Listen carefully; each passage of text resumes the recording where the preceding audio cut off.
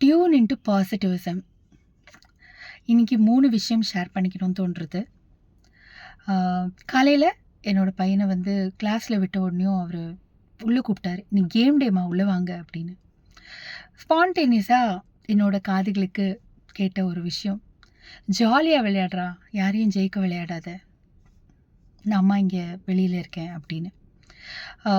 அது ரொம்ப லைட்டான ஒரு விஷயமா இருந்தாலும் எவ்வளோ ஆழமான ஒரு மெசேஜ் அப்படிங்கிறது அதை ரிப்பீட்டடாக 2வது தடவை நான் பேசி பார்க்கும்போது உணர்ந்தேன். ஜாலியாக விளையாடு, யாரையும் ஜெயிக்க விளையாடாத. வாவ்! Quality over quantity. நம்ம எந்த ஸ்டேஜில் இருக்கோமோ, நம்மளோட புரிதல் எவ்வளோ ஆழமாக இருக்கோ அதுக்கேற்ற மாதிரி தான் நம்மளோட குவாலிட்டி செக் இருக்கும் அப்படிங்கிறது நான் புரிஞ்சுக்கிட்டேன். ஸோ எல்கேஜிலேருந்து 5th ஸ்டாண்டர்ட் வரைக்கும் ஒரு செட் ஆஃப் ஃப்ரெண்ட்ஸ் இருப்பாங்க. 5th 10th வரைக்கும், அப்புறம் 10th 12th காலேஜ், அவங்க அவங்களோட கேரியருக்கு ஏற்ற மாதிரி அவங்க போகிற இடங்களில் அமையிற நட்பு வட்டாரம். பட் கான்ஸ்டண்ட்டாக நம்ம கூட எப்போவுமே ட்ராவல் பண்ணிகிட்டு இருக்கிற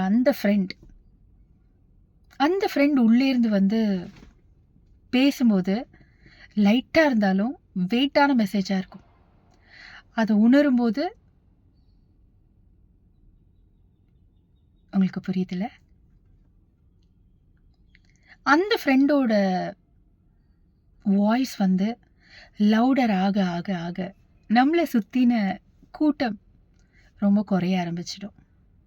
ஏன்னா அந்த ஃப்ரெண்ட் உள்ளேருந்து டேக் ஓவர் பண்ணும்போது நம்மளுக்கே வந்து அந்த தனிமையிலே இனிமை காண முடியுமா, அந்த ஒரு அழகான ஒரு உணர்வுகள், அந்த ஒரு தருணம், அந்த ஒரு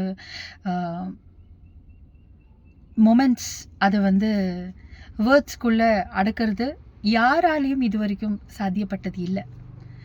ஸோ உலக நட்பு தின வாழ்த்துக்கள் இந்த வீடியோ பார்க்குற ஒருத்தருக்கும்.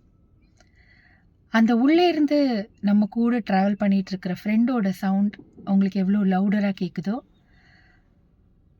அவ்வளோ ஹாப்பியாக ப்ளஸ்ஃபுல்லாக நம்ம இருப்போம் அப்படிங்கிறது தான் நான் உணர்ந்த விஷயம். இன்றைக்கி உங்ககிட்ட ஷேர் பண்ணுறேன்.